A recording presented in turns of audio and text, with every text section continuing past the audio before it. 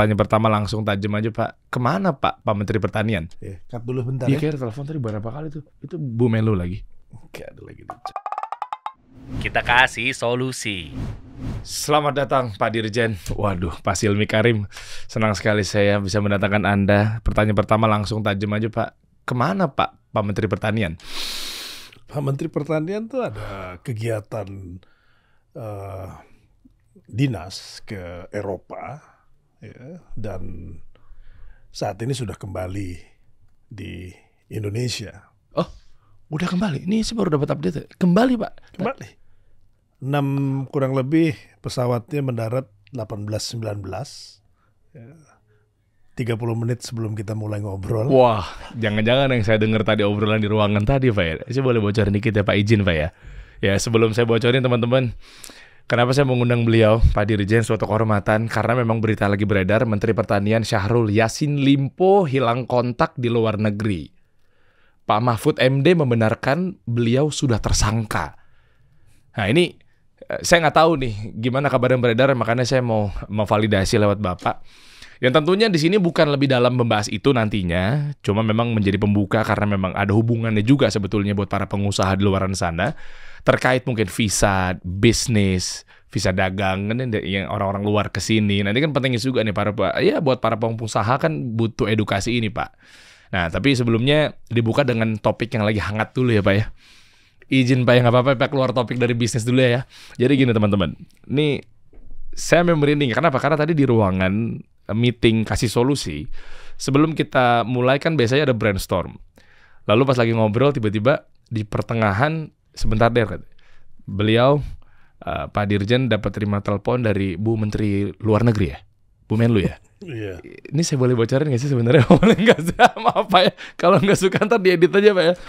Jadi ada rahasia atau mungkin ada sisi lain atau sisi yang di balik layar yang teman-teman nggak tahu. Terus tiba-tiba, oh ya udah saya diem dong. Bu Menlu telepon, kontak-kontakan, tiba-tiba beliau mengatakan, ya baik, nih saya dapat kabar barusan sudah dapat laporan, dia sudah mendarat. Kok ada foto Pak Syahrul Yassin Limpo gitu? Pak yang diobrolin barusan itu tentang laporan kalau beliau sudah mendarat. Kok seserius itu ternyata ya? Emang gitu Pak ya? Saya baru tahu loh. Enaknya teman-temannya sama menteri ya. Saya sama Deddy Kobuzier aja udah bangga Pak. Akhirnya nggak nyambung kemana-mana laporan. Saya nggak tahu deh tuh urusannya kemana-mana tuh Pak Presiden juga. Sebenarnya ada apa sih Pak? Ya kan sempat diisukan bahwa beliau itu tidak kembali ke Indonesia sesuai schedule. Ya, terus kemudian seolah-olah itu ada hilang kontak. Ya banyak wartawan tanya, tetapi kan bukan tugas saya atau fungsi saya untuk menyampaikan kan. Sehingga yang kita pastikan adalah dari sisi perlintasannya seperti apa. Kalau areal daripada penegakan hukum, proses penyidikan yang sedang dilakukan KPK itu kan sebenarnya bukan wilayah kami. Oke. Jadi banyak yang tanya, imigrasi cari dong, atau imigrasi menyampaikan. Ya saya terus terang kan harus juga menjaga kerahasiaan. Kemudian beda kalau misalnya saya sebagai dirut BUMN itu ditanya saya harus jawab kan. Apalagi perusahaan publik. Tapi dalam konteks imigrasi sebagai dirjen kan tidak boleh saya menyampaikan. Kalau ditanya mengenai perlintasan harus penegak hukum yang bertanya. Itu pun pakai surat, ya kan? Atau informasi sudah dicekal atau belum gitu kan. Atau ini kan informasi-informasi yang sifatnya rahasia, saya nggak bisa sampaikan ke publik. Nah itu yang kadang-kadang teman-teman kurang ngerti gitu ya. Tapi ya nggak apa-apa lah. Ya itu kan tapi kan maaf ya Pak ya, izin Pak, tapi kan bukan ranah Bapak Pak Dirjen. Yang terkait dengan keluar masuknya keluar ini kan. Masuk iya, tapi kan informasinya saya nggak bisa kasih tahu kan. Terus tadi saya kan itu privacy. Misalnya Mas Dery ke luar negeri, ada yang tanya, ada di luar negeri apa di dalam negeri? Kapan perginya? Kemana aja? Ya kan saya nggak boleh kasih tahu, itu kan ranah privat. Meskipun Anda tahu. Meskipun kita tahu. Oh. Ya kan? Dan itu dilindungi karena ini bukan tidak masuk ke dalam informasi keterbukaan publik ya. Iya. Gitu. Karena dikecualikan. Loh, kalau kasusnya yang tadi, Pak Silmi, ketika di ruangan misalnya, ini kita pakai true story aja tadi barusan ini beberapa menit yang lalu di ruang meeting, di depan ruang studio Kasih Solusi. Kan Bapak sibuk nih tadi, tiba-tiba mendadak ditelepon sama Bu Menlu gitu kan. Wah, akhirnya saya jadi tahu gitu kan. Makanya saya sempat tanya juga, Pak, itu di Bapak saya lihat ada fotonya Pak Syahrul Yassin Limpo kan, kelihatan keluar dari ruangan kan. Ya ini izin Pak ya, biar teman-teman dapat edukasinya. Kalau ngelihat seperti itu, misal foto itu saya sebarluaskan dengan minta Kalau Bapak. foto sendiri nggak apa-apa, kalau minta nggak boleh. Oh. Dan itu informasi dalam pekerjaan saya. Kalau Mas Dery mendapatkannya sendiri silahkan. Oh, itu boleh. Tapi kan sama aja kalau saya Pak forward Pak foto yang tadi, karena kan paparazi tuh candid dari jauh kelihatan Pak Syahrul Yassin masuk. Tapi saya ngupload Pak. Nggak boleh. Kan dari saya nggak boleh kasih. Kalaupun ngasih boleh. Nggak boleh. Enggak maksudnya ada hak tolak iya, tapi sebenarnya kalau dikasih pun kalau mengikhlaskan nggak boleh juga. Tidak boleh. Oh, Tidak boleh kan, kita mesti jaga. Kecuali di ranah proses penegakan hukum, penyidikan yang dilakukan oleh aparat penegak hukum kan memang kita harus memberikan. Karena kan bisa disalahgunakan juga kalau tidak pada tempatnya kan. Sehingga itu lebih bagus. Karena bisa mempengaruhi proses yang dilakukan dalam proses penyidikan atau banyak alasan lain yang sebaiknya memang tidak disampaikan. Oke.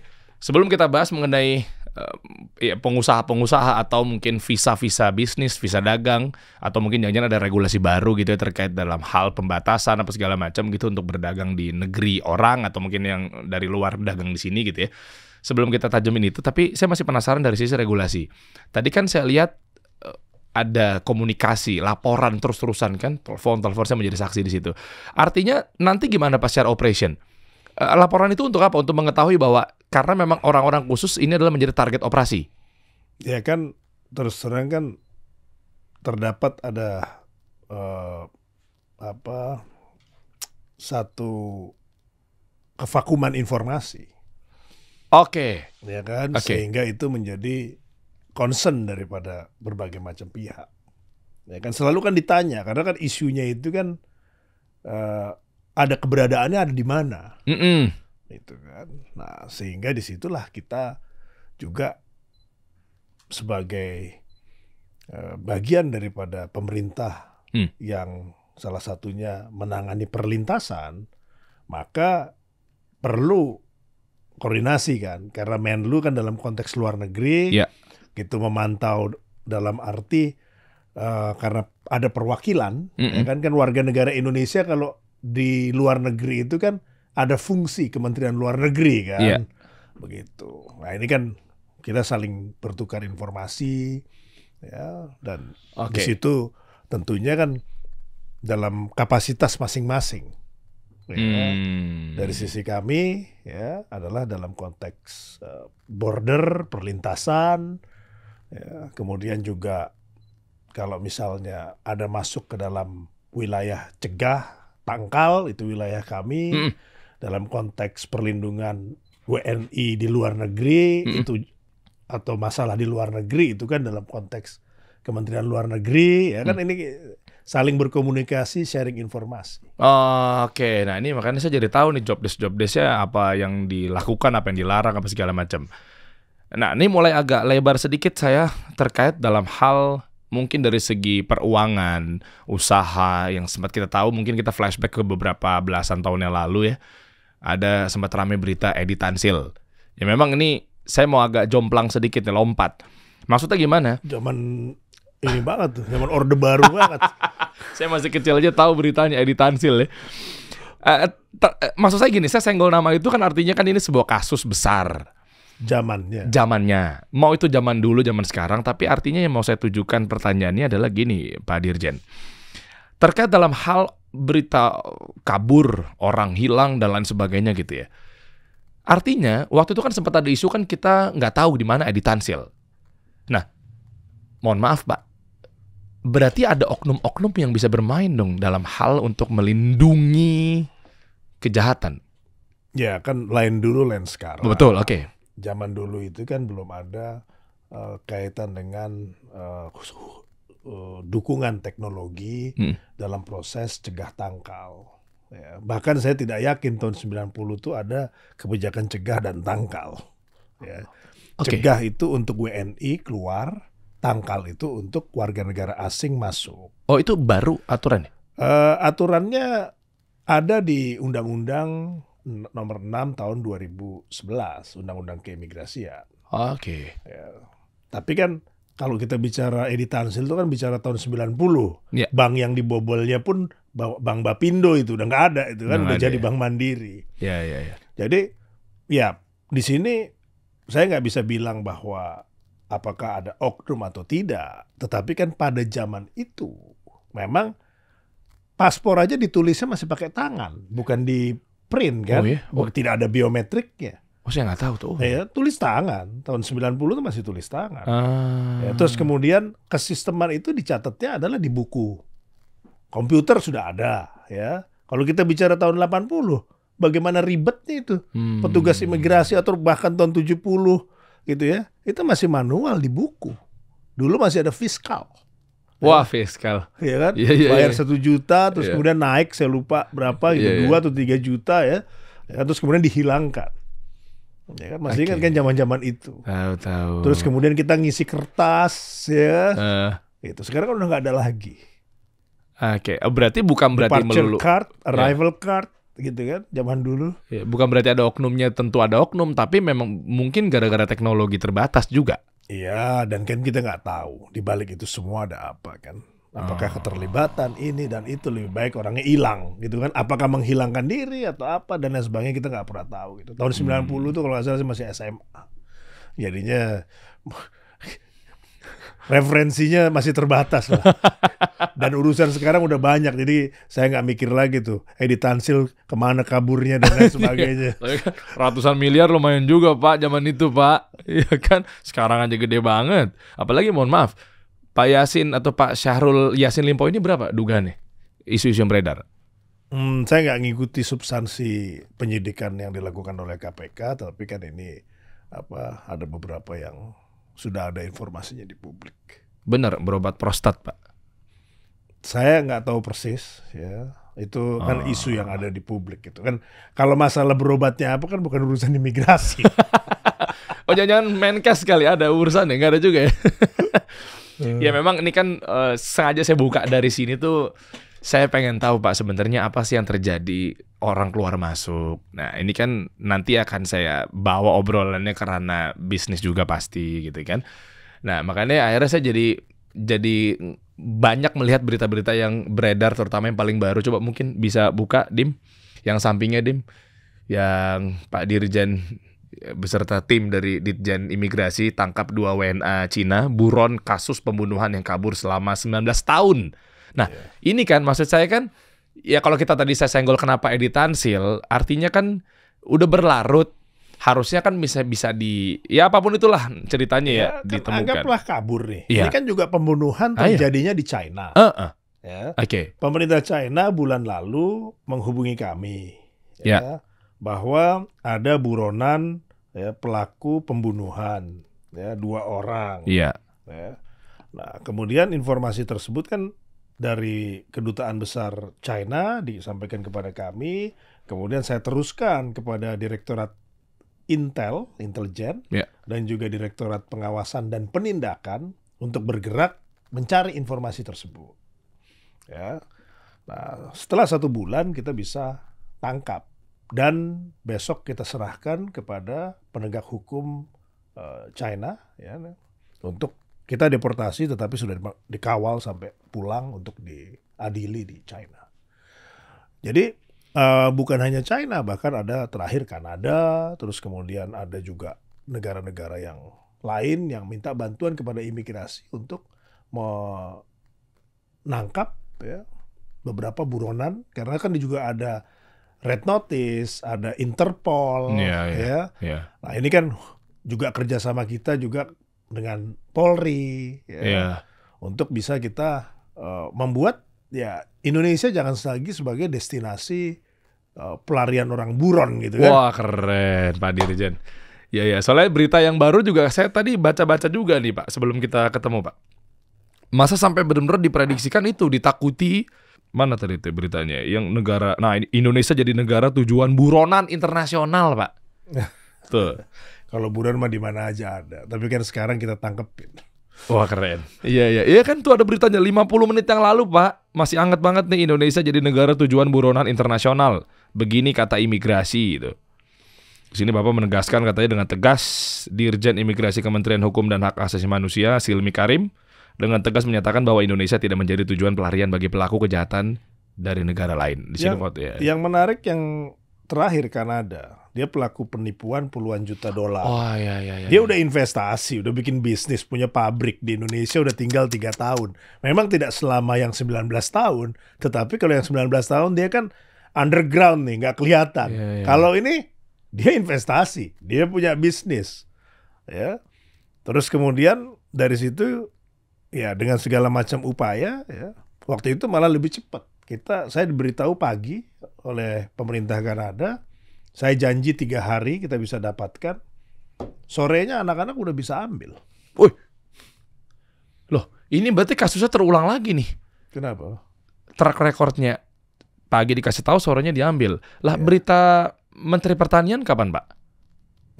Enggak, bukan. Maksudnya Anda juga, saya malah jadi takut, Pak. Kan Anda sangat berbahaya sekali berarti, Pak ya. Enggak, bukan. Maksud saya gini. Saya nggak lagi ranah ke pinggir-pinggir jurang gimana, Pak. Tapi lah kan Menteri Pertanian ini, maksudnya nih nggak ada maksud ngegiring apa-apa teman-teman ya. Tapi artinya berita yang muncul adalah Menteri Pertanian kemarin rame itu. Lah sekarang pulang kan. Artinya apakah ini bagian dari Anda beserta membawahi tim yang begitu menakutkan kok tiba-tiba pulang gitu loh? Ya memang udah waktunya pulang aja. Bisa. Enggak, apa kiat-kiatnya, Pak? Kalau spesifik tertentu ya, nggak boleh tahu kita. Saya nggak bisa sampaikan. Tapi in general, ya tentunya kan di sini saya beri semangat kepada rekan-rekan di imigrasi. Ya kita harus tunjukkan juga kontribusi kita terhadap penegakan hukum, konteksnya keimigrasian, terus kemudian jaga marwah, ya kan, supaya kita juga sebagai institusi yang disegani, gitu. Karena kan juga banyak kejadian, gitu ya. Terus kemudian kan mulai rame seperti di Bali. Sekarang kan kalau ada rame-rame gitu kita langsung ambil, kita proses. Wah, ya kan kayak gini kan, maksudnya dengan yang tadi misalnya ya Pak Menteri Fulan gitu misalnya, kan nggak mungkin sekedar kayak bro sehat kita ngopi yuk bentar di Indonesia terus balik, kan nggak mungkin, pasti kan ada cara-cara tertentu yang mungkin ya sudahlah beliau lebih tahu ya, kita nggak boleh dapat bocoran lebih dalam ya teman-teman. Tapi gini, menyikapi dalam hal ini tadi saya menarik terkait ya investor ya, atau mungkin dia berinvestasi di negeri ini terus ketangkep. Nah artinya kan mereka melihat ada kelemahan mungkin Pak di negeri ini, Pak. Kok bisa-bisanya dimasukin? Ya pada dasarnya mungkin dengan kinerja ya alhamdulillah gitu ya. Saya senang gitu kabarnya Bapak gitu dengan beserta tim dari imigrasi juga cepat tangkap gitu. Tapi kan ini kan ada waktu ya Pak ya. Maksudnya masa membiarkan kan masuk. Gimana sih? Masa mudah banget Pak? Indonesia itu dulu bebas visa. 169 negara itu masuk ke Indonesia tanpa visa. Visa itu kan sebagai pagar pertama. Boleh enggaknya orang masuk. Oke. Baru ketika sudah masuk, itu kalau misalnya mau agak lama, urus izin tinggal. Iya, tahu. Ya. Nah, ini screening pertama ini mereka sudah masuk. Ya. Ini bahkan 19 tahun. Ya. Oke. Kemudian dari situ, karena dia punya uang, ya, misalnya yang kayak dari Kanada, ya mulailah dia melakukan interaksi. Ya, mungkin interaksinya dalam hal pertama adalah bermasyarakat dulu kan, iya, pasti. Cari teman, terus kemudian lihat ada peluang, ya dia ikut invest, kok selamat bisa bikin perusahaan, ya, Pinter dan seterusnya, ya ada untung juga, ya, cuman kan tetap status dia sebenarnya buron, red notice, ya. Nah inilah yang kemudian saya dorong, ya, bahwa kita cari pokoknya yang masuk ke dalam daftar red notice buronan internasional. Itu. Apalagi yang secara spesifik itu menyampaikan kepada kita untuk minta bantuan. Gitu. Nah, untuk meminta bantuan itu akhirnya kita respon. Itulah yang menurut saya akan sangat baik. Makanya kita dorong juga kerjasama antar negara, Ya. antara imigrasi Indonesia dengan imigrasi di luar negeri, ya dengan Australia, dengan ASEAN, dengan ya Amerika, dengan Eropa, semua kita buat semakin erat sehingga kalau misalnya ada kejahatan ya yang dilakukan oleh seseorang menjadi buron, itu kita cepat gitu ya. Dan ini juga tidak formal. Bahkan saya meminta atas imigrasi kita di luar negeri itu punya hubungan informal. Melanggar kode etik dong, Pak? Nggak ada hubungannya. Enggak ya? Kan hubungan silaturahim itu kan kalau formal, ya itu kan kaku. Iya, oke. Kadang-kadang menjawabnya pun juga dengan tata aturan. Iya, birokratif. Iya.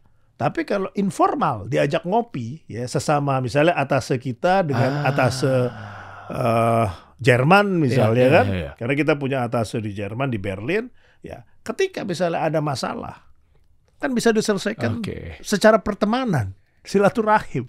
Kan lebih bagus. Iya benar. Saya pikir tadi mengubah undang-undang yang sudah ditetapkan. Kan informasi itu kan kadang-kadang dibilang ini bukan informasi yang harusnya bisa dikasih. Tetapi karena hubungan baik gitu, semacam dikasihin. Oh, paham. Itu yang ya. tadi Anda rahasiakan Pak Dirjen berarti ya. Kita ada hubungan baik yang bisa kemudian sharing. Ya. Begitu juga kalau mereka ada masalah di Indonesia. Gitu. Kita cepat meresponnya. Kita kasih apa yang mereka mau. Toh juga ini kan adalah lembaganya formal. Caranya informal kan boleh. Pertemanan. Jangan-jangan kena begitu tuh, baru sehari langsung pulang dari luar negeri itu, Pak. Saya 1 minggu itu paling tidak tuh ada 2-3 duta besar yang bersilaturahim. Saya membuka diri, berkomunikasi, apa hambatannya, apa keinginannya, terus bagaimana sinerginya. Ini kan terus harus dibangun. Kalau dulu dalam bisnis, silaturahim itu kan mendatangkan peluang. Ya. Dan juga kalau ada masalah silaturahim itu menyelesaikan persoalan. Ketika masuk ke dalam wilayah birokrasi, silaturahim itu membantu kita dalam melaksanakan tugas, mempermudah.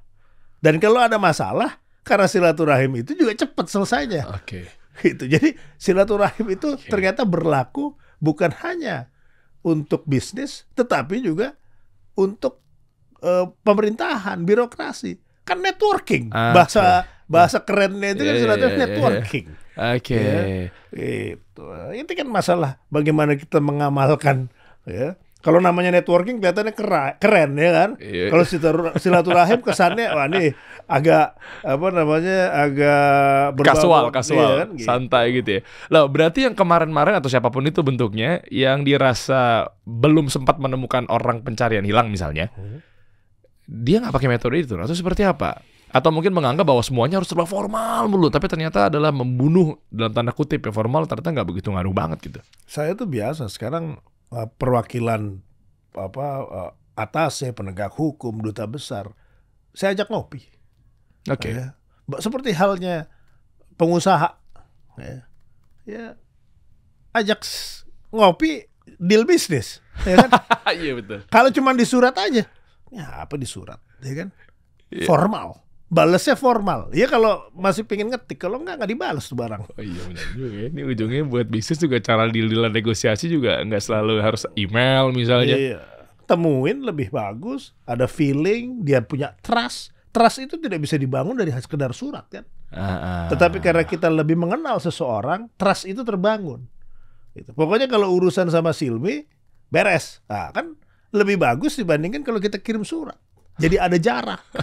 Ini yang tidak bisa dilakukan juga oleh AI kan. AI tidak bisa melakukan approach kan. Iya. Itu. Oh ternyata ilmu itu bisa diaplikasikan ke masalah ya, penegak hukum apa segala macam. Apapun bisa. Lah kalau dalam intelijen itu kan ada penggalangan namanya. Lead Pamgal. Apa itu Pak? Ya lead penyelidikan. Terus kemudian PAM pengamanan dan penggalangan. Nah penggalangan ini kan adalah silaturahim. Bagaimana kita bisa dapetin informasi ya kalau kita tidak ada silaturahim? Bisnis intelijen itu kan adalah informasi. Ya. Kalau dibuat kaku kayaknya menyeramkan dan akhirnya Menyeramkan. keterbatasan muncul ya. Iya, kalau zaman dulu itu kan pistolnya malah ditaruh meja, HT-nya gede, taruh juga. Lah bagaimana informasi mau keluar? Ya, kabur dia, ya kan? Tapi kalau diajak ngobrol, diketuk hatinya, segala macam, dia nggak perlu tahu kita siapa, ya kan? Apakah kita intel atau tidak, kita nggak perlu tahu. Ya, orangnya yang lawannya. Tetapi kan dengan dia ajak silaturahim apa asik, dia bocorin. Pak, tahu nggak Pak? Sebenarnya itu ada jalur yang bisa untuk masukin orang tanpa misalnya dokumen yang lengkap, kan baru keluar. Gitu. Taunya taunya Kang Bakso aja dia ya. Kalau nggak usah jadi Kang Bakso juga. Kan begitu katanya kalau di film. Iya. Kalau jangan percaya kalau film. James Bond nggak ada. Iya betul nggak ada. Jadi kayak gitunya yang saya rasa ya bagi silaturahim tuh bisa bagian dari penggalangan juga. Kesannya kan penggalangan serem gitu. Ujung-ujungnya apa? Ngobrol. Iya benar. Gitu. Bisnis juga kalau nggak ngobrol mana dapat. Iya betul ya. Asik nih orang ini ya. Derry orangnya asik nih. Ya kayaknya bisa dipercaya, kita coba deh kasih order. Nah, berarti ada tambahan pelatihan baru dong Pak buat para petinggi-petinggi kalangan Bapak misalnya dan sekitarnya gitu kan. Ada kementerian juga. Berarti ada ilmu pelatihan baru yang namanya public speaking sama marketing kali Pak. Nah, dalam bentuk yang lain kita lakukan. Ya, dalam bentuk yang lain kita lakukan. Okay. Ya. Kan ada kalau dalam sektor privat itu kan banyak kan alternatifnya. Yeah. Tapi dalam sektor publik itu kan juga ada macam-macam. Gitu. Okay. Nah, macam-macam yang dimaksud tadi adalah apakah ini nanti nyambung karena regulasi. Nah, makanya saya mau tahu nih Pak. Ya terkait tadi visa. Kan tadi Anda sempat menyebutkan nih Pak, dulu bebas misalnya. Terus sekarang mungkin dengan Anda menjabat sebagai dirjen di sana, mungkin ada pengetatan khusus gitu ya. Yang tujuannya adalah untuk memperketat dalam hal hati-hati, taunya malah jadinya orang terlalu bebas, mencekam. Jadi malah tidak ada privasi, membahayakan kalau memang ketemunya oknum. Bukannya nanti Indonesia malah dirasa bahwa kayak ini ribet banget sih nih. Padahal kita kan mau istilahnya perdagangan, kita mau istilahnya ya apalah lintas negara lah. Dengan adanya diketatin seperti itu malah jadinya nanti ujung-ujungnya nggak tahu sih bahasa lebaynya apakah nanti ngaruh ke devisa negara jadi lebih turun. Enggak. Jadi kan gini, prinsipnya border itu kan untuk orang yang berkualitas itu mudah. Oke. Ya, user friendly. Ya. Ya. Kemudian untuk orang yang nggak bermanfaat itu susah, ya kan nggak bisa masuk, tidak lewat seleksi. Makanya kalau di imigrasi itu ada selective policy, boleh milih kan. Ini orang asik nih masuk, ini orang kusut nih nggak boleh masuk. Ya kan? Itu kan satu pendekatan sederhana. Kalau nggak, ngapain ada pagar? Nggak usah aja bolong masuk semua. Ya. Nah makanya saya dorong online. Ya. Jadi banyak nih sekarang untuk mendapatkan visa itu, kalau untuk Indonesia, untuk mendapatkan visa Indonesia tidak perlu datang ke kedutaan. Sekarang coba kalau mau dapatkan visa Amerika, mana sih datang ke kedutaan kan? Iya memang. Buat Indonesia online. Gitu. Mau visa apa ada. Gitu. Dan ini saya dorong terus produknya. Oke. Ya, supaya apa? Supaya orang yang bisa mendapatkan misalnya mau bisnis, ya. Dia apply, ada visa bisnis 2 tahun gitu. Bahkan saya mau kembangkan sampai 5 tahun gitu ya. Nah, di luar golden visa ya. Gitu. Yang ini visa reguler. Gitu. Oke. Yang dulu tidak ada. Paling lama 1 tahun. Iya. Sekarang kita tambah 2 tahun, terus persiapan untuk yang 5 tahun visa reguler bisnis, tapi yang 5 tahun untuk kawasan ekonomi khusus ya. Nah, ini yang kita bantu untuk men-trigger ya, aktivasi atau aktivitas supaya lebih dinamis di kawasan ekonomi khusus. Nah, itu alasannya. Salah satunya kita kasih 5 tahun bebas. Oke, itu pertimbangannya gimana Pak? Naikin dari angka 1 ke 5 kan lumayan signifikan ya. Artinya kan yang mungkin dulu yang membuat peraturan atau regulatornya ini kan dengan 1 tahun pasti pertimbangannya kan matang. Terus tiba-tiba jomplang nih ke 5 tahun. Kalau saya ngelihatnya gini, ini kan nggak ada yang baru. Ya, di bawah matahari itu kan ada there is nothing new under the sun. Oke. Ya. Terus kemudian don't reinvent the wheels gitu. Artinya jangan ciptakan roda udah ada, ya kan? Ya. Nah, kita carilah di luar negeri, Ya, di banyak negara nih apa sih yang oke nih, yang lagi tren, yang lagi memang bagus, memberikan manfaat. Pertama Golden Visa. Iya. Apa tuh Golden Visa? Oke, fasilitas keimigrasian memberikan warga negara asing masuk ke suatu negara ya berjangka waktu 5-10 tahun gitu, lama gitu ya. Dia Iya. bisa pulang pergi, bisa bekerja dan lain sebagainya, disesuaikan dengan masing karakteristik negaranya gitu. Pokoknya Oke. intinya istimewa lah. Iya. Ya. Terus kemudian ada juga visa-visa mau bisnis, mau sports, mau music, mau pelajar, mau segala macam gitu kan. Itu kan udah ada nih. Iya. Ya. Kayak di Korea itu lebih dari 100 jenis visa. Di Amerika pun banyak sekali, ya. Nah, ini kan disesuaikan supaya apa? Menarik dan mudah, ya, user friendly, ya. Nah, hal ini apa? Dengan kemudahan-kemudahan ini itu kita seperti satu negara yang memang memiliki satu aturan main yang jelas, mencerminkan juga pelayanan yang baik, ya, dengan digital, mudah, ya, dan juga memberikan rasa nyaman gitu. Tidak sembarang orang bisa masuk, ya kan? Kan kalau dulu itu kan ada terorisme, ada kejahatan narkotik, kemudian scam, ya, ada love scammer, ada financial scammer, udah macam-macam. Nah itu mereka masuk ke Indonesia, targetnya itu belum tentu orang Indonesia, targetnya negara-negara asal mereka. Gitu. Nah itu kan harus difilter. Nah bagaimana kalau misalnya kan orang baik itu kan pengennya juga dalam lingkungan yang baik juga. Nggak bisa digabung kan? Iya nggak bisa. Gitu. Udah jangan ke Indonesia, serem gitu kan? Nggak bagus. Lebih baik ke Indonesia tuh dia udah jago, udah jagain daerahnya aman. Oke. Gitu ya, kan? Dapat.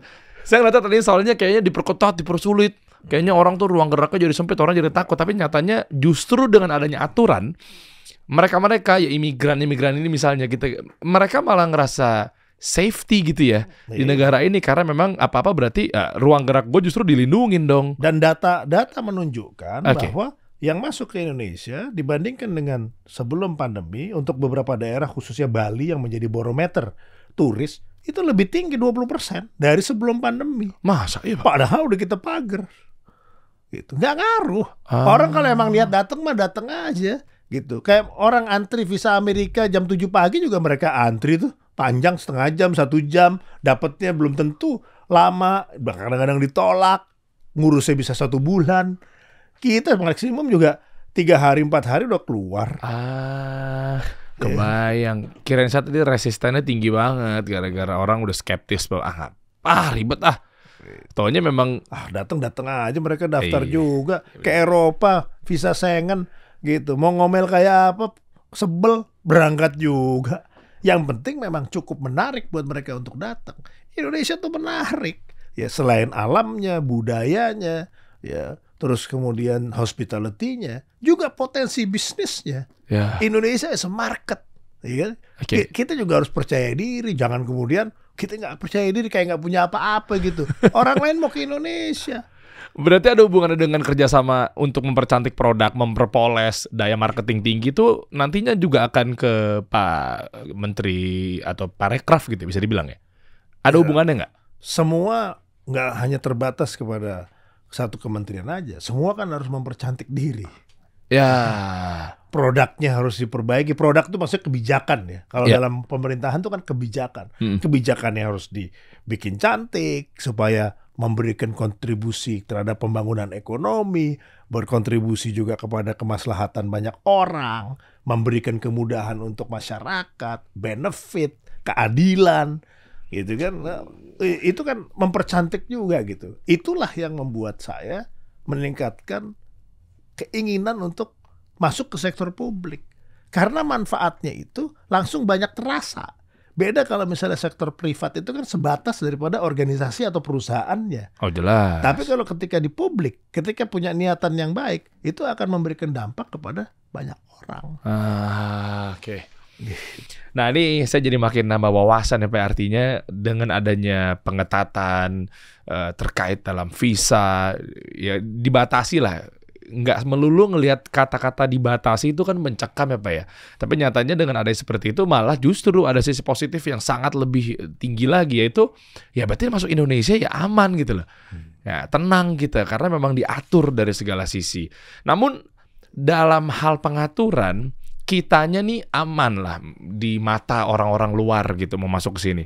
Tapi nyatanya justru malah orang-orang Indonesia yang segelintir tanda kutip yang nantinya akan keluar dipersulit, misalnya ke Amerika gara-gara ya ini agak sedikit serius pembahasan deh. Namanya ada unsur Muhammad misalnya mau ke Amerika. Brewokan, jenggotan. Saya boleh tabayun saatnya dapat kesempatan di depan Pak Dirjen Silmi Karim ya. Kenapa sih Pak sebenarnya Pak?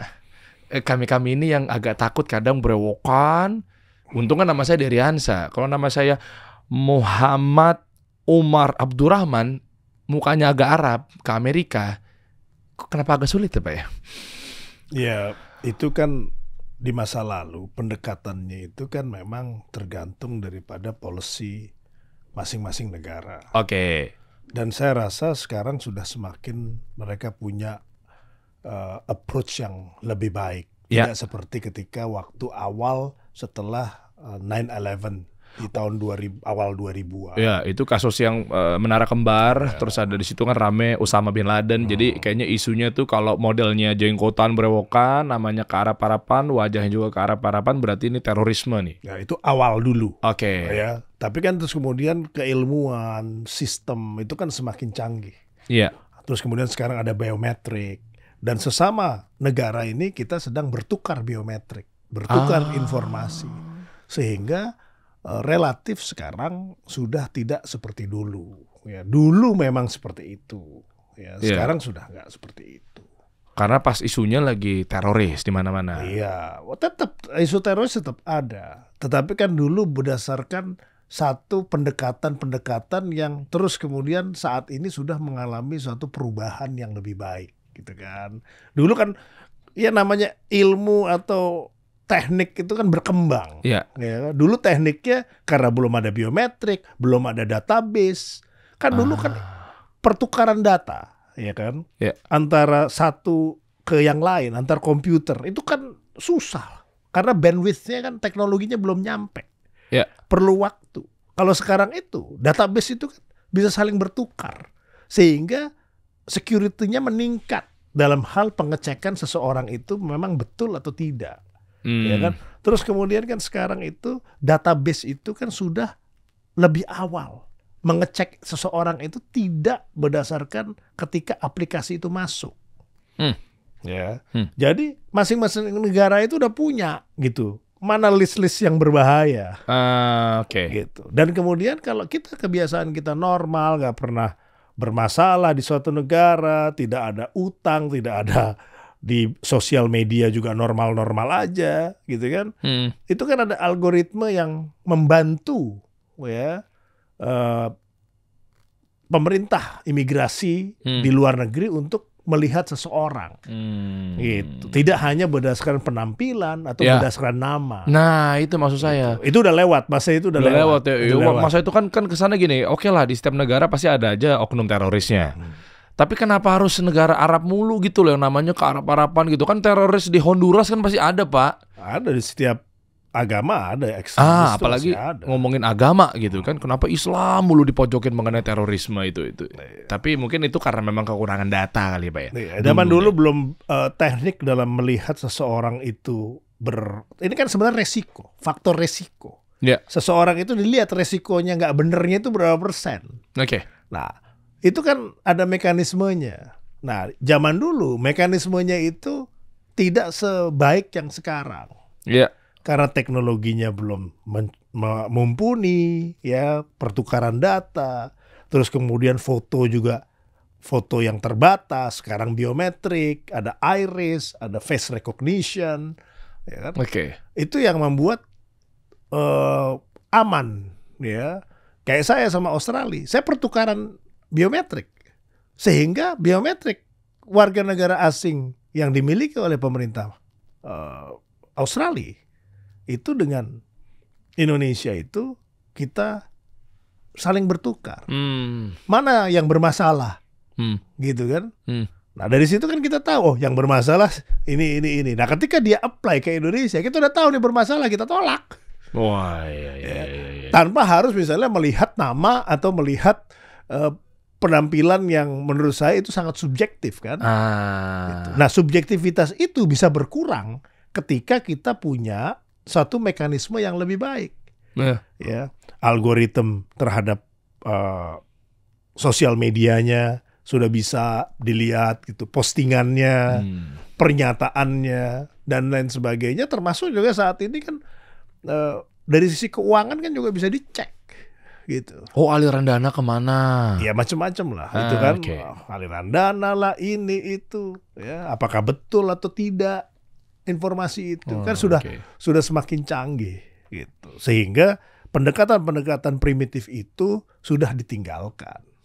Pendekatan primitif, nama sama, berarti nggak bener gitu kan, belum tentu, mukanya kan beda. Iya.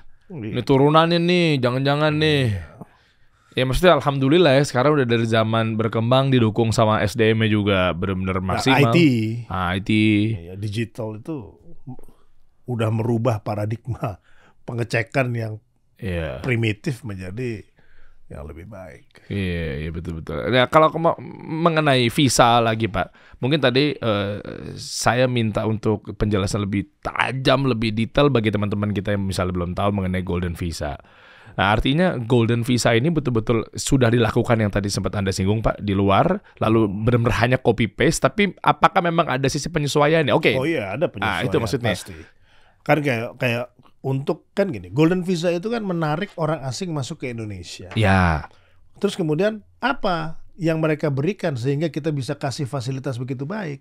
Ya mereka harus investasi di Indonesia. Kalau perusahaan itu minimum $25 juta atau sebesar 380 miliar. Atau kalau mau 10 tahun itu $50 juta atau besarannya 700 miliar rupiah. Oh. Kan itu kan masuk investasi ke Indonesia. Kalau perorangan $2,5 juta dan $5 juta ya perseorangan. Oke. Terus kalau mau hanya sekedar nabung ya beli obligasi itu $350.000 dan $700.000. Dari situ kan udah kelihatan duit yang masuk ke Indonesia untuk bisa nanti secara moneter itu kan itu menambah devisa negara. Iya. Artinya kan kurs kita juga ditopang juga dengan itu. Kemudian duit yang masuk ke Indonesia dengan currency internasional membuat likuiditas di Indonesia semakin baik. Iya. Ya itu dari sisi ekonomi. Dari sisi keilmuan kita ada yang namanya untuk talent spesial. Ya. Itu misalnya graduate dengan GPA atau IPK di atas 3,5 di 100 universitas terbaik di dunia. Ya. Terus kemudian juga orang yang memiliki talenta spesial. Terus kemudian golden visa yang pertama kita berikan kepada Sam Altman, orang nomor co-foundernya ChatGPT, OpenAI. Ya, dan dia CEO-nya juga sekaligus. Kita kasih. Kenapa? Karena kita ingin Sam Altman itu ikut menularkan, ya, mendukung ekosistem artificial intelligence Indonesia. Oke. Karena kan untuk suatu negara bisa berkembang, itu kan perlu ada yang namanya bantuan teknologi. Iya. Untuk negara untuk berkembang, dia harus produktif. Untuk produktif butuh teknologi. Ya. Nah, ini adalah cara-cara untuk menarik mereka masuk ke Indonesia. Berkualitas tidak? Berkualitas. Kenapa? Karena dia bawa teknologi, bawa ekosistem. Sehingga itu bisa menularkan, spill over istilahnya. Ya kan?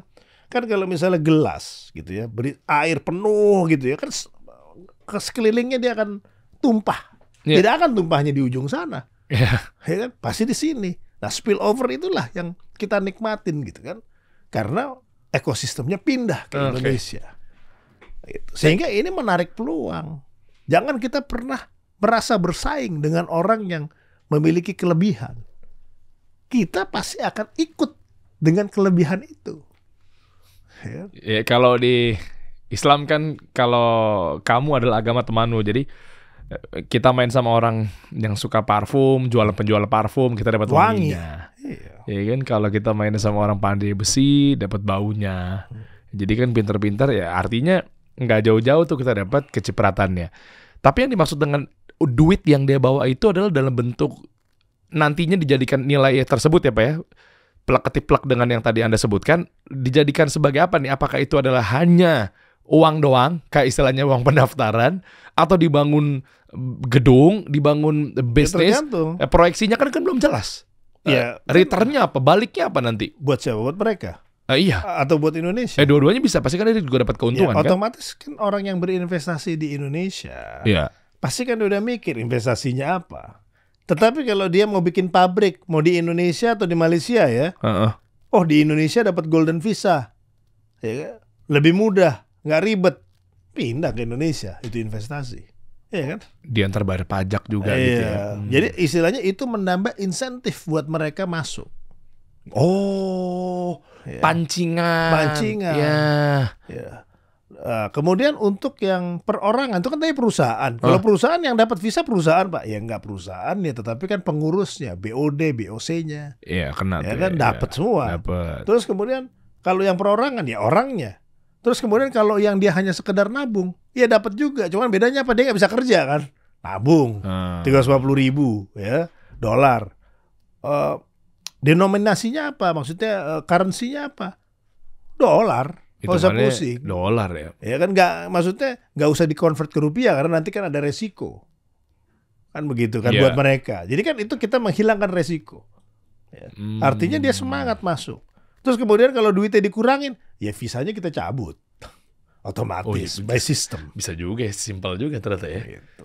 Nah, ini yang kita bangun terus nih, siang malam kita berusaha untuk bisa Iya. masuk ke dalam satu aplikasi, kemudian kemudahan ya untuk pengurusan ya. Nah. Ini yang kita lagi bangun sekarang beserta juga eksekusinya. Gitu kan. Kalau mendaftar seperti apa?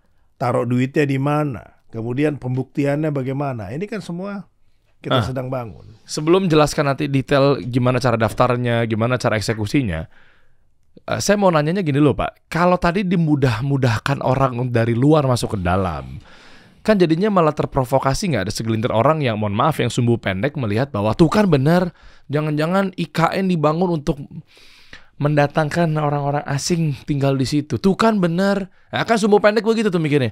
Oh dimasukin dimudahin semuanya, lama-lama kita dijajah dari dalam, pelan-pelan diselundupi. Kayak gitu-gitu gimana Pak? Nggak bisa lah. Kan gini, dengan dicabutnya 169 negara, ya, artinya kan itu kan udah masuk proses seleksi. Kalau bermasalah, deportasi. Ya kan? Dari yang udah diseleksi ini masuk, kan harus pakai visa. Kita keluarin.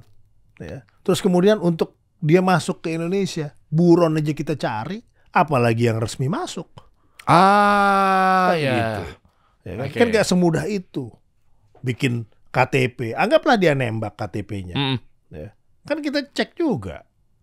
Ya, pasti biometriknya pernah masuk gak ke Indonesia? Kita match. Ini bohong nih, ambil.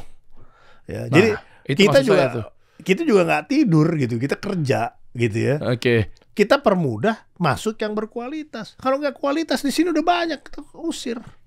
Tapi masih banyak imigran gelap tuh gimana? Imigran gelap mana? Iya, tinggal nunggu aja ntar, maksudnya dalam artian itu ada tapi tinggal tunggu aturan mainnya, dia pasti akan dipulangin. Iya, sekarang imigran gelap tuh kan misalnya pengungsi. Ya itu. Ya kan gini, pengungsi itu misalnya Rohingya. Ya, Rohingya masuk dengan kapal. Ya kan masuk perairan, ya kan karena dia dibunuh di negara Negaranya, asalnya. ya. Nah, di sini kan dari sisi kemanusiaan. Ya. Ya, tentunya di sini kita ada konvensi Jenewa yang mengatur konteks kemanusiaan. Oke. Tetapi ada juga yang mereka bermasalah. Masuk ke Indonesia, nggak jelas, di overstay. Kita masukin ke rumah detensi atau penjaranya imigrasi. Ini sekarang target saya. Itu yang di atas 5 tahun. Kita pulangin. Kita panggil penanggung jawabnya. Kita panggil negaranya. Jangan didiemin aja. Tapi saya yang 1 tahun, saya kejar. Gitu. Saya kasih target. Gitu. Yang 1 tahun, ambil. Itu. Maksudnya yang di bawah 1 tahun menjadi ukuran buat saya. Ya. Gitu. Artinya apa? Itu kan ambilan-ambilan baru. Berapa orang asing yang bisa dimasukin gitu kan? Yang bermasalah. Itu kan banyak. Gitu. Kita mulai, kita ambilin. Nah, kita juga nggak mau Indonesia jadi negara transit. Nah, ya. Maksud negara transit apa? Negara transit dalam konteks permasalahan. Dia pengen ke Australia menjadi imigran gelap ya, lewat Indonesia. Ya. Dia mau ke Amerika, mau ke Kanada, ke negara-negara yang maju lainnya, ke Indonesia dulu. Ya. Kalau bisa palsu paspor. Ya, beberapa waktu yang lalu kan kita menangkap beberapa pemalsuan paspor asing. Mereka masuk ke Indonesia, kemudian buat mereka keluar negeri lagi. Nah, yang kayak gitu-gitu selalu ada. Dan kita memperketat, makanya perlu memperketat itu. Sehingga dari sisi, kita kan melihatnya gini, dari sisi manfaat itu jelas, kita seleksi. Dari sisi turis atau orang yang datang, lebih merasa nyaman karena diseleksi. Ada eksklusivitas. Ya. Kemudian dari sisi orang Indonesia juga, gak sembarangan ya. Sekarang orang masuk Indonesia sama kayak kita keluar negeri juga dipersulit, ya kan gitu. Fair dong nih. Fair ya, Okay. resiprokal. Yeah. Ya. Tentu persulitnya itu kalau kita bukan dalam arti bikin orang susah, tetapi kita sama-sama nih masuk ke negara lo, gue pakai visa, lo masuk ke negara gue pakai visa, gitu. Okay. Artinya ada proses seleksi. Jangan kemudian masuk, apa bedanya dia dengan warga negara Indonesia? Kalau dia bisa masuk dan pergi semau-maunya. Oh, nggak fair dong. Ya kan nggak fair. Dan bedanya kan adalah mereka tidak bisa ikut pemilu aja. Ya. Oke. Lebih dari 182 hari dia menjadi wajib pajak. Sama. Gitu kan. Nanti bahkan ada policy ya. Itu di Kementerian ATR itu bisa beli rumah. Sama lagi. Ya. Terus bedanya di mana? Nah makanya kita harus batasi. Wah keren Pak Dirjen. Nah, gini kan kami jadi tenang Pak. Soalnya kan kadang kan beberapa tahun lalu sudah lama ya. Saya pernah tinggal di apartemen. Ini dari hal yang remeh-remeh dulu deh. Tiba-tiba rame di pinggir jalan, ada apa nih? Oh lagi mau dipulangin. Atau mungkin dia buat rusuh Pak di apartemen. Saya mau ngadu aja nih Pak. Tapi beberapa tahun yang lalu udah lama. Saya masih 2008 kalau nggak salah, 2009 gitu kan. Banyak kumpul di beberapa tempat. Iya kan. Kayak gitu-gitu kan kadang oke lah, dia nggak, mungkin kita nggak ngurus lah, dia mau ada main, dia mau kibulin negara ini, tapi kan yang paling terdekat adalah kan kami sebagai warga yang di situ kan kadang dia juga suka mabok misalnya oknum ini ya, atau mungkin dia malah gangguin perempuan, orang-orang di situ, kayak gitu-gitu kan, ya mungkin dia latar belakangnya juga nggak jelas karena nggak diseleksi.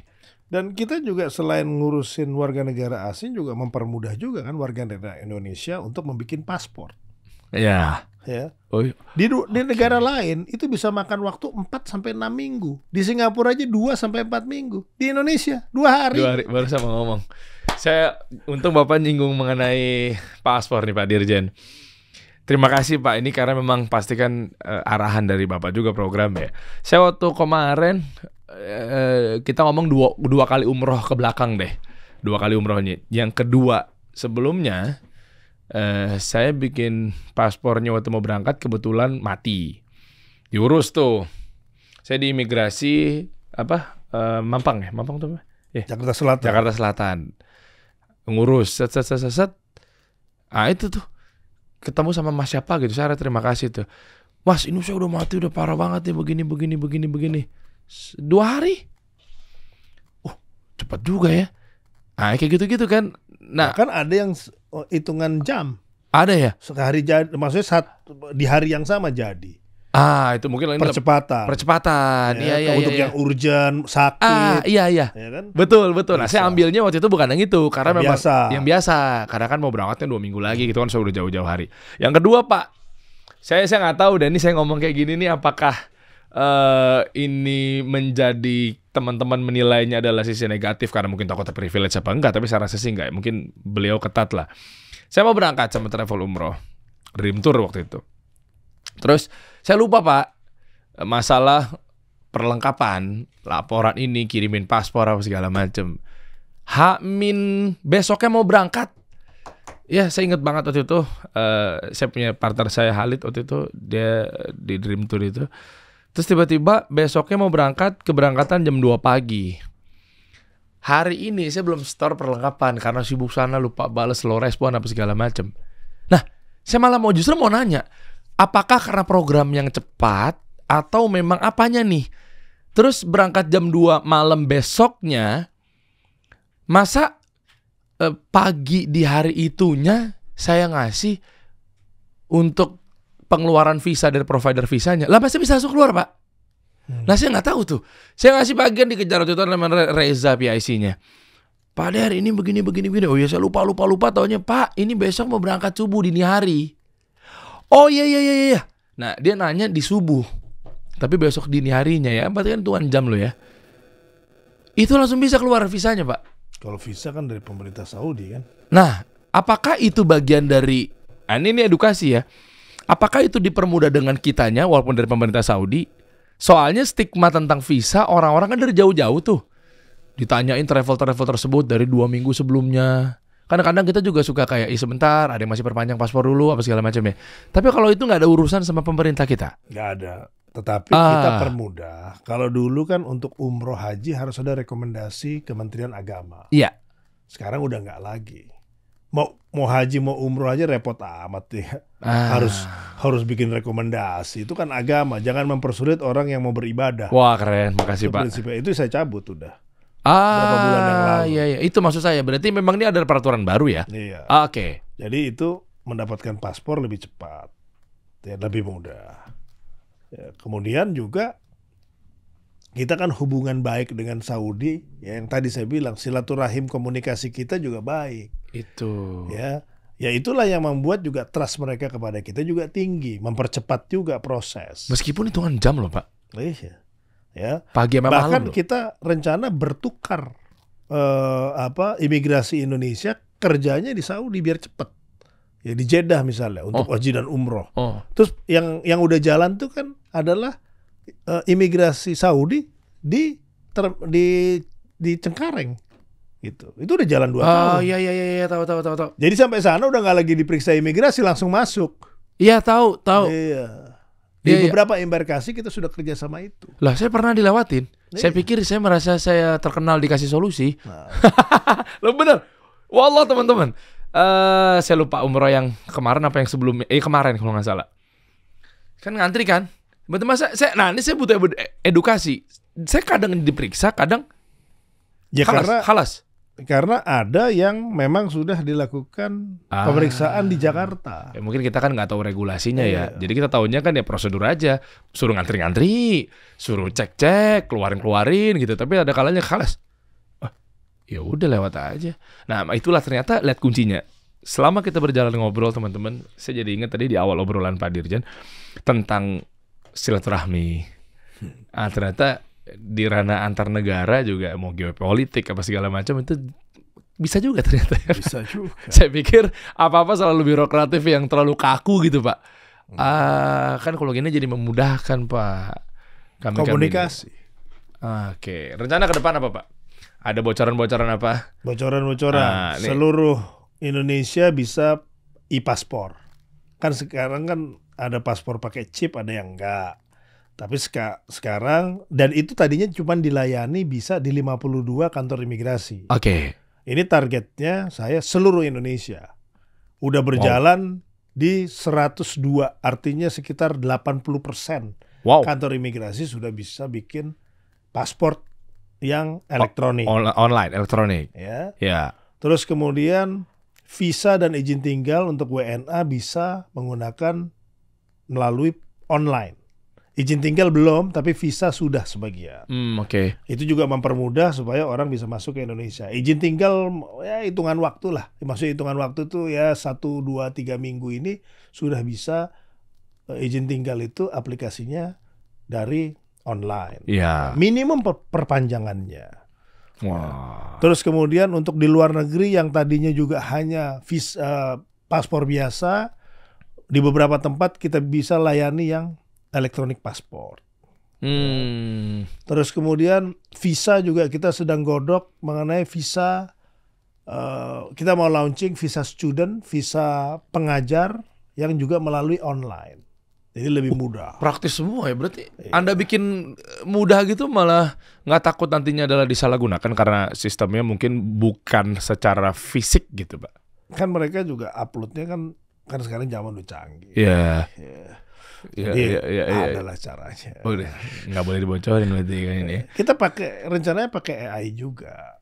Oh, makanya Anda kasih ke orang nomor berapa tadi, 1 atau 2 itu terkait Nomor visa. 1. Nomor 1 itu. Pakai Jadi itu. kamera tuh nanti di bandara itu nanti maksudnya di daerah imigrasi ya. Iya. Itu pakai AI. Jadi kalau ada yang tidak yang mencurigakan, dia akan alert gitu. Apa indikasinya kalau dia mencurigakan? Ya ada lah algoritmnya. Bahkan sekarang yang sudah jalan, orang-orang yang masuk kategori cekal red notice itu lewat gitu tanpa harus pemeriksaan imigrasi, di beberapa tempat kita pasang itu ketangkap. Kita ada beberapa kejadian itu kenanya itu di kamera face recognition, bukan di counter malah. Oh ya? Iya. Pas lagi ngecek ya face recognition yang Iya lagi lewat tuh kan kalau pertama kali lewat tuh kan ada kamera tuh mau masuk imigrasi. Iya itu. Itu udah pertama tuh. Gitu. Jadi kita berlapis. Kalau dia bisa mengelabui itu, ya kan kadang-kadang kan itu kan ada persentase matchingnya kan. Ya. Ada standarnya sekian. Ya. Gitu. Jadi kalau dia seandainya pun ganti nama, ganti identitas, face-nya kan udah kita pegang. Kalau dia operasi plastik, Pak? Ya tetap aja, pasti ada caranya. Gitu. Mengeri zaman sekarang, hati-hati mau operasi plastik kalau udah AI pasti dia tahu ya, mungkin dari mata misalnya. Bisa. Iya kan, karena operasi plastik mungkin di luarnya saja. Waduh, ada lagi mau tambahin di ujung. Luar biasa Pak Dirjen Silmi Karim, terima kasih. Saya sama-sama happy sekali, akhirnya banyak dapat jawaban-jawaban yang luar biasa. Sekarang jadi lebih mudah. Ini yang ditunggu-tunggu, Pak. Rakyat Indonesia yang memang notabene-nya kan pengen segala apapun itu kan kalau yang biasa diteriak-teriakin dalam hal apapun ya. Ya mungkin dari hal yang tadi masalah perizinan, mengenai keberangkatan, pengennya mudah, Pak. Ini yang kami tunggu-tunggu, Pak. Karena servis, pengennya instan, fisik. Kemarin memang saya baru tuh, Pak, yang keras tuh paspornya tuh. Oh, polikarbonat. Ya itu ya. Orang Saudi sampai bingung dia. Dia nanya temen nih, ya kena nih gue nih, kenapa nih? Ternyata dia cuma mau bilang kayak, Indonesia katanya keren sekarang paspornya begini. Wah, keren. Orang Saudi bisa norak juga ternyata. Kalah Pak Dirjen ternyata. Iya, saya dapat yang itu tuh. Saya pikir, ya Allah, ya kenapa nih gue nih, jangan-jangan salah nih. Taunya itu cuma mau pamer ke temennya. Indonesia dicerita-cerita gitu. This is good. Oke. Jalan. Keren. E-paspor saya tunggu, Pak. Kapan? Udah mulai. Udah mulai ya? Udah mulai. Berarti saya harus ganti lagi apa gimana nih? Enggak, itu udah e-pasport kalau yang polikarbonat. Oh itu udah. Saya nggak tahu cara penggunaannya, gaptek kali ya, bagaimana? Udah terdetek di situ ya berarti ya? Terus kemudian kan saya tambahin beberapa autogate nih nanti di bandara terminal 3, terminal 2 itu nanti pakai autogate ya. Dengan yang paling baik lah, paling canggih. Gitu. Jadi melintasnya itu cepet gitu. Nah, itu Pak. Saya kadang nggak tahu nih kalau di Saudi ya kan memang lama banget ngantrinya. Solusinya itu ya Pak. Saya tadi mau nambahin lagi terakhir ya teman-teman ya. Ketika kita mau proses di gerbang-gerbang gate-gate imigrasi itu kan, maaf ya Pak ya, ini kan saya kan keresahan dari warga Pak. Karena ya udah deh, ini udah hari-hari yang ya ngantri panjang nih. Meskipun dioper-oper nih masih kosong nih, tetap aja panjang Pak. Itu gimana solusinya? Bukan nambah counter. Iya, kan berarti gini, sistemnya dong. Itu kan satu sistem kita bikin menggunakan smart gate. Jadi pemeriksaan dilakukan oleh alat. Iya, percuma nambah counter ya sebanyak-banyaknya akan penuh juga, Pak. Iya, jadi kita untuk di Suta itu 50 kedatangan, terus kemudian sekitar 15 keberangkatan. Kalau kedatangan tuh kan datangnya brek. Iya. Kalau keberangkatan kan orang dari rumah kan satu-satu kan. Iya benar. Ya, jadi kan antriannya nggak terlalu tersebar gitu. Nah, counter yang terpenting adalah proses scanning dan lain sebagainya dipercepat. Ini kan sekarang kita ganti-gantiin komputernya, sistemnya, supaya di counter juga tidak lebih dari 50 detik. Wah, ada caranya ternyata. Terus kemudian kalau di autogate itu tidak lebih dari 25 detik. Lo screeningnya kayak apa? cepet face recognition. Langsung tuh ya? Langsung dicek ke cekal ada nggak, dicek ke ke perlintasan dia pernah keluar nggak, terus dicek lagi dia masuk ke dalam red notice atau Interpol apa tuh tidak, ya kan? Kalau lolos semua ya masuk, udah pintunya buka, tutup lagi, kan gitu. Ini baru enak, kan jadi pengen tiap hari umroh gitu loh. Tiap hari umroh, tiap hari keluar negeri Pak, gitu. Kalau selama ini saya nggak mau keluar negeri gara-gara apa Pak, nggak mau umroh? Nggak ada duitnya Pak. Makasih ya Pak ya. Asik. Sama-sama Pak. Kita kasih solusi.